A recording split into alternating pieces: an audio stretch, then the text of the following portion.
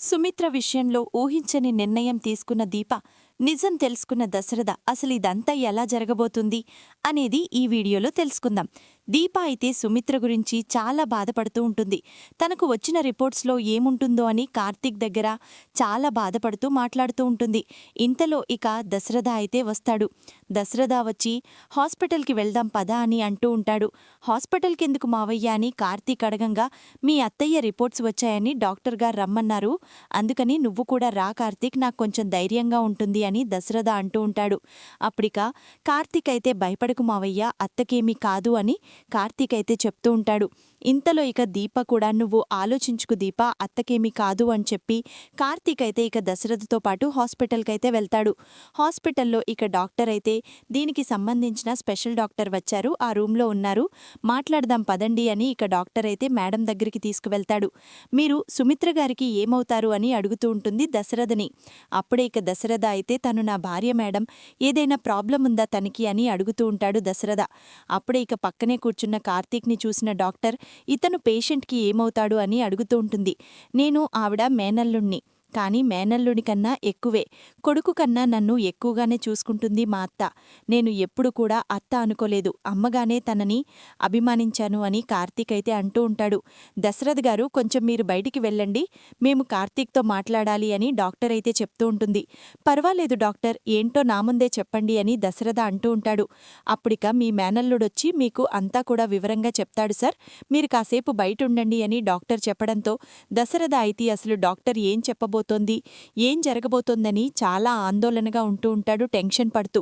ఇంతలో కార్తీక్ని అడుగుతూ ఉంటుంది. సుమిత్ర గారికి బ్లడ్ క్యాన్సర్ అని అనగానే ఒక్కసారి కార్తీక్ అయితే షాక్ అయిపోతూ ఉంటాడు.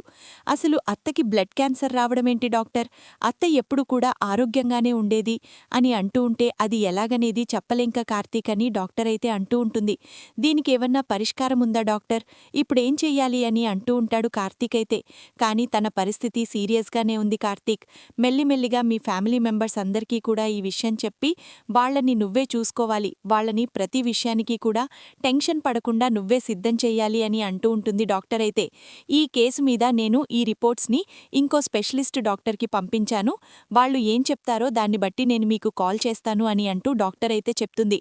అప్పుడే ఇక లోపల డాక్టర్ కార్తీక్తో ఏం మాట్లాడుతుందని బయట ఉన్న దశరథ అయితే చాలా ఇబ్బంది పడుతూ టెన్షన్ పడుతూ ఉంటాడు. కార్తీక్ అయితే ఇక బయటికైతే వస్తాడు. కార్తీక్ బయటికి వచ్చాక అప్పుడే ఇక దశరథ అయితే కార్తీక్ని అడుగుతూ ఉంటాడు.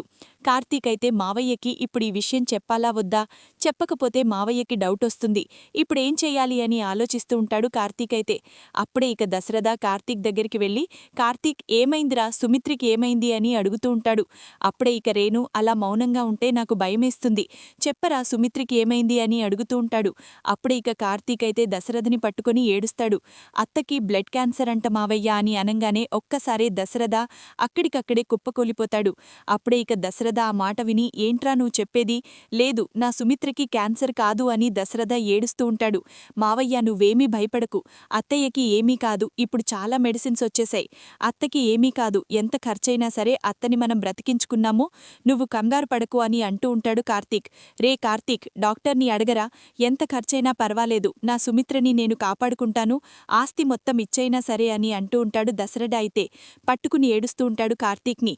అప్పుడే ఇక మావయ్య మనం చేజారిపోయిందని అనుకోవద్దు, ఇంకో స్పెషలిస్ట్ డాక్టర్కి ఆ రిపోర్ట్స్ని పంపిస్తే తప్పకుండా ఆయన ఈ దీంట్లో స్పెషలిస్ట్ అట, ఆయన తగ్గడానికి ఏదో ఒక మార్గం ఉంటుంది అని చెప్పారు, కాబట్టి నువ్వేమీ టెన్షన్ పడద్దు అని అంటూ ఉంటే అప్పుడే ఇక ఆ మాట విని దశరథ అయితే, రే కార్తీక్, ఈ విషయాన్ని నేను ఇంట్లో ఎలా చెప్పను నానా, తట్టుకోలేరు అని అంటూ ఉంటాడు దశరథ అయితే.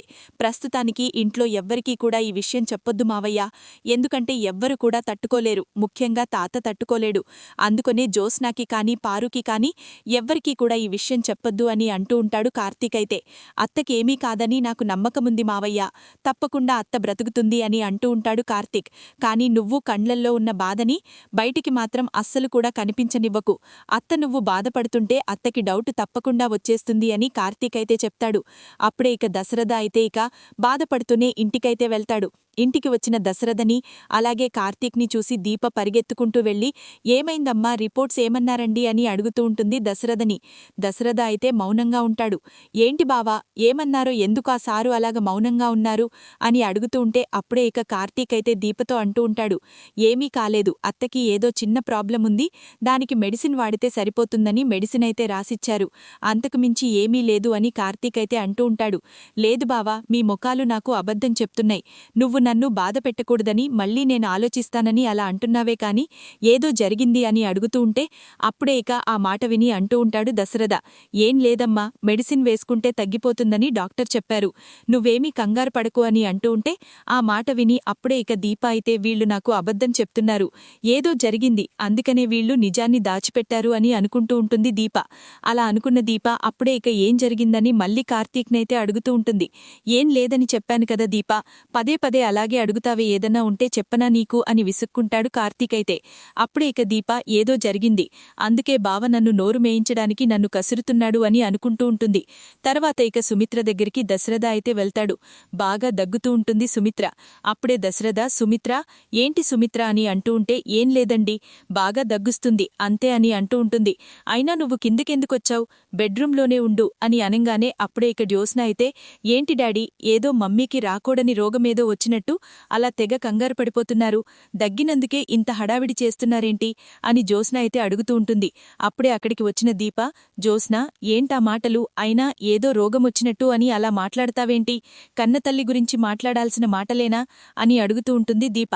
అప్పుడే ఇక జ్యోత్స్న అయితే నేను మాట్లాడింది మా మమ్మీ గురించే కదా, నీకెందుకంత రోషం, నోరు మూసుకుని నీ పని నువ్వు చూసుకో అని అంటూ ఉంటుంది జ్యోత్స్న.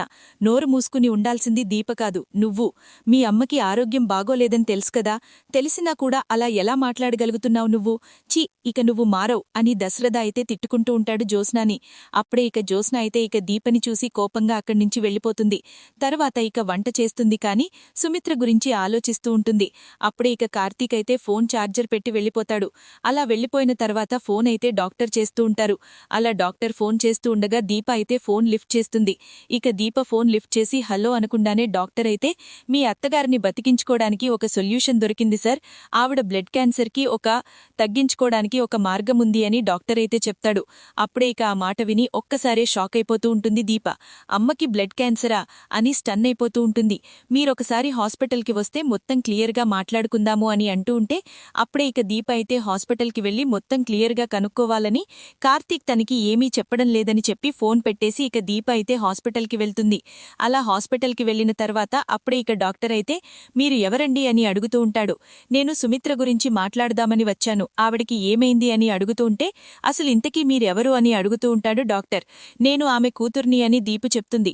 అప్పుడే ఓహో మీరు కూతురా మేడం, మేడం దగ్గరికి వెళ్ళండి అంతా వివరం చెప్తారు అని అంటూ ఉంటే ఇంతలో ఇక మళ్ళీ దశరథ అయితే ఫోన్ చేస్తాడు డాక్టర్ కింగ్. దశరథ ఫోన్ చేసి నేనొకసారి మేడంతో మాట్లాడాలి అని అంటూ ఉంటాడు. అదేంటి సార్ మీ అమ్మాయి ఇప్పుడే కదా వచ్చి మీ ఆవిడగారి ఆరోగ్యం గురించి అడగడానికి లోపలికి వెళ్లారు, మీతో చెప్పలేదా అని అంటూ ఉంటే మా అమ్మాయి వచ్చిందా, అయితే నాకు చెప్పలేదు అని అంటూ ఉంటాడు దశరథ.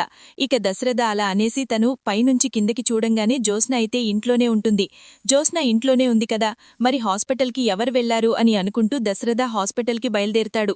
అప్పుడే ఇక డాక్టర్ అయితే తనకి బ్లడ్ క్యాన్సర్ ఉంది, కానీ తనకి ఒక వైద్యం చేయడం వల్ల ఒక ట్రీట్మెంట్ ఇవ్వడం వల్ల ఆవిడకి నయమయ్యే అవకాశం 90% ఉంది అని అంటూ ఉంటుంది డాక్టర్. అప్పుడే ఇక ఆ మాట విని వెంటనే చేసేయండి డాక్టర్, ఆ ట్రీట్మెంట్ ఏదో ఇవ్వండి, మా అమ్మ బ్రతకాలి, తను నిండు నూరేళ్లు సంతోషంగా ఉండాలి, ఎంత డబ్బు ఖర్చైనా పర్వాలేదు అని అంటూ ఉంటుంది దీప. అప్పుడిక డాక్టర్ అయితే దానికి డబ్బు కాదమ్మా, డబ్బు కావాలి కాని ఆవిడ కడుపున పుట్టిన కూతురైనా సరే కొడుకైనా సరే ఆవిడికి బ్లడ్ ఇవ్వాలి, బోన్ మ్యారో అనే చికిత్స ద్వారా ఆవిడని మనం కాపాడుకోవచ్చు, దీంట్లో ఆవిడ బ్లడ్ అంతా కూడా నరాల్లోంచి తీసేస్తాము, క్యాన్సర్ కారణకరమైనవి ఆ నరాల్లో బ్లడ్లో ఉంటాయి, అవి బ్లడ్ని ఎక్కువగా సప్లై చేయకుండా మంచి బ్లడ్ రాకుండా చెడుగా మారుస్తూ ఉంటాయి, వాటినన్నింటినీ తీసేసి ఇలాగా ఆవిడికి పుట్టిన పిల్లల ద్వారా వచ్చిన బ్లడ్ని ఆ బ్లడ్ తీసుకువెళ్లి ఆవిడికి అలా చికిత్స చేస్తాము. దాన్నే బోన్ మ్యారో అని అంటూ ఉంటారు. దీని ద్వారా ఆవిడికి మంచి రక్తం వెళ్లి క్యాన్సర్ రోగం పూర్తిగా తగ్గిపోయే అవకాశముంది అని డాక్టర్ చెప్పడంతో, సరే డాక్టర్, నేను ఆవిడ కూతుర్నే కదా, నేనిస్తాను బ్లడ్ అని అంటూ ఉంటుంది దీప. మీకు కొన్ని టెస్టులు చేస్తాం మేడం, మీ బ్లడ్ అంతా కూడా తీసుకొని సరిపోతుందేమో చూడాలి అని డాక్టర్ అయితే చెప్తూ ఉంటే, అప్పుడే నేను ప్రెగ్నెంట్ని అని దీప అంటుంది. అయితే మీరు బ్లడ్ ఇవ్వడానికి కుదరదు మేడం, ప్రెగ్నెంట్ లేడీ బ్లడ్ ఇస్తే ప్రెగ్నెంట్ పోతుంది అని చెప్పడంతో ఒక్కసారే దీప షాక్ అయిపోతూ ఉంటుంది. కానీ మా అమ్మ కన్నా నాకు ఏదీ కూడా ఎక్కువ కాదు, ముందు మా అమ్మని నేను బ్రతికించుకోవాలి అని దీప అయితే అంటూ ఉంటుంది. ఇంతలో ఇక దశరథ అయితే అక్కడికి వస్తాడు. మా అమ్మాయి వచ్చిందన్నారు కదా, ఎక్కడా అని అడుగుతూ ఉంటాడు. అప్పుడే దీపని చూపిస్తాడు డాక్టర్ అయితే. దీపని చూసి ఒక్కసారే షాక్ అయిపోతూ ఉంటారు దశరథ అయితే. తర్వాత ఇక కార్తీక్ కూడా అక్కడికి వస్తాడు. ఇక కార్తీక్ రావడంతో అప్పుడే ఇక డాక్టర్ అయితే, ఆవిడ బ్లడ్ ఇవ్వడానికి ఒప్పుకుంది సార్, మీ ఆవిడికి ఆవిడ ఇచ్చే బ్లడ్ ద్వారానే క్యాన్సర్ని తగ్గించొచ్చు, వాళ్ళిద్దరూ తల్లి కూతుర్లే కాబట్టి మ్యాచ్ అవుతుంది అని అంటూ ఉంటాడు డాక్టర్ అయితే. అప్పుడే కార్తీక్ని చూసి దశరథ, ఏంటి కార్తీక్ ఇదంతా, దీప మా కూతురేంటి, నాకేమీ అర్థం కావడం లేదు, దీప వచ్చి మా కూతురు అని చెప్పి తను ప్రెగ్నెంట్ పోతుందన్నా బ్లడ్ ఇస్తానని ఎందుకంటుంది అని అడుగుతూ ఉంటాడు దశరథ. అది మావయ్య అని తడబడుతూ ఉంటాడు కార్తీక్ అయితే. నాకు తెలియని ఎన్నో రహస్యాలు నీ దగ్గర నిజాలుగా ఉన్నాయని నాకు తెలుసు, నిజం చెప్పరా, అసలు దీప ఎవరు అని అడుగుతూ ఉంటాడు దశరథ. అప్పుడే ఇక కార్తీక్ అయితే మౌనంగా ఉంటాడు. మౌనంగా ఉన్న దశరథ కార్తీక్ చెయ్యి పట్టుకుని తన తలమీద పెట్టుకుని, ఇప్పుడు నిజం చెప్పరా, దీప నాకు ఏమవుతుంది, అసలు సుమిత్ర విషయంలో ఊహించని నిర్ణయం తీసుకున్న దీప, నిజం తెలుసుకున్న దశరథ అసలు ఇదంతా ఎలా జరగబోతుంది అనేది ఈ వీడియోలో తెలుసుకుందాం. దీప అయితే సుమిత్ర గురించి చాలా బాధపడుతూ ఉంటుంది. తనకు వచ్చిన రిపోర్ట్స్లో ఏముంటుందో అని కార్తీక్ దగ్గర చాలా బాధపడుతూ మాట్లాడుతూ ఉంటుంది. ఇంతలో ఇక దశరథ అయితే వస్తాడు. దశరథ వచ్చి హాస్పిటల్కి వెళ్దాం పదా అని అంటూ ఉంటాడు. హాస్పిటల్కి ఎందుకు మావయ్య అని కార్తీక్ అడగంగా, మీ అత్తయ్య రిపోర్ట్స్ వచ్చాయని డాక్టర్ గారు రమ్మన్నారు, అందుకని నువ్వు కూడా రా కార్తీక్, నాకు కొంచెం ధైర్యంగా ఉంటుంది అని దశరథ అంటూ ఉంటాడు. అప్పుడిక కార్తీక్ అయితే భయపడకు మావయ్య, అత్తకేమీ కాదు అని కార్తీక్ అయితే చెప్తూ ఉంటాడు. ఇంతలో ఇక దీప కూడా, నువ్వు ఆలోచించుకు దీప, అత్తకేమీ కాదు అని చెప్పి కార్తీక్ అయితే ఇక దశరథతో పాటు హాస్పిటల్కైతే వెళ్తాడు. హాస్పిటల్లో ఇక డాక్టర్ అయితే, దీనికి సంబంధించిన స్పెషల్ డాక్టర్ వచ్చారు, ఆ రూమ్లో ఉన్నారు, మాట్లాడదాం పదండి అని ఇక డాక్టర్ అయితే మేడం దగ్గరికి తీసుకువెళ్తాడు. మీరు సుమిత్ర గారికి ఏమవుతారు అని అడుగుతూ ఉంటుంది దశరథని. అప్పుడే ఇక దశరథ అయితే, తను నా భార్య మేడం, ఏదైనా ప్రాబ్లం ఉందా తనకి అని అడుగుతూ ఉంటాడు దశరథ. అప్పుడే ఇక పక్కనే కూర్చున్న కార్తీక్ని చూసిన డాక్టర్, ఇతను పేషెంట్కి ఏమవుతాడు అని అడుగుతూ ఉంటుంది. నేను ఆవిడ మేనల్లుణ్ణి, కానీ మేనల్లుడి కన్నా ఎక్కువే, కొడుకు కన్నా నన్ను ఎక్కువగానే చూసుకుంటుంది మా అత్త, నేను ఎప్పుడు కూడా అత్త అనుకోలేదు, అమ్మగానే తనని అభిమానించాను అని కార్తీక్ అయితే అంటూ ఉంటాడు. దశరథ్ గారు, కొంచెం మీరు బయటికి వెళ్ళండి, మేము కార్తీక్తో మాట్లాడాలి అని డాక్టర్ అయితే చెప్తూ ఉంటుంది. పర్వాలేదు డాక్టర్, ఏంటో నా ముందే చెప్పండి అని దశరథ అంటూ ఉంటాడు. అప్పుడిక మీ మేనల్లుడొచ్చి మీకు అంతా కూడా వివరంగా చెప్తాడు సార్, మీరు కాసేపు బయట ఉండండి అని డాక్టర్ చెప్పడంతో దశరథ అయితే అసలు డాక్టర్ ఏం ఏం జరగబోతోందని చాలా ఆందోళనగా ఉంటూ ఉంటాడు, టెన్షన్ పడుతూ. ఇంతలో కార్తీక్ని అడుగుతూ ఉంటుంది. సుమిత్ర గారికి బ్లడ్ క్యాన్సర్ అని అనగానే ఒక్కసారి కార్తీక్ అయితే షాక్ అయిపోతూ ఉంటాడు. అసలు అత్తకి బ్లడ్ క్యాన్సర్ రావడమేంటి డాక్టర్, అత్త ఎప్పుడు కూడా ఆరోగ్యంగానే ఉండేది అని అంటూ ఉంటే అది ఎలాగనేది చెప్పలేంక కార్తీక్ అని డాక్టర్ అయితే అంటూ ఉంటుంది. దీనికేమన్నా పరిష్కారం ఉందా డాక్టర్, ఇప్పుడేం చెయ్యాలి అని అంటూ ఉంటాడు కార్తీక్ అయితే. కానీ తన పరిస్థితి సీరియస్గానే ఉంది కార్తీక్, మెల్లిమెల్లిగా మీ ఫ్యామిలీ మెంబర్స్ అందరికీ కూడా ఈ విషయం చెప్పి వాళ్ళని నువ్వే చూసుకోవాలి, వాళ్ళని ప్రతి విషయానికి కూడా టెన్షన్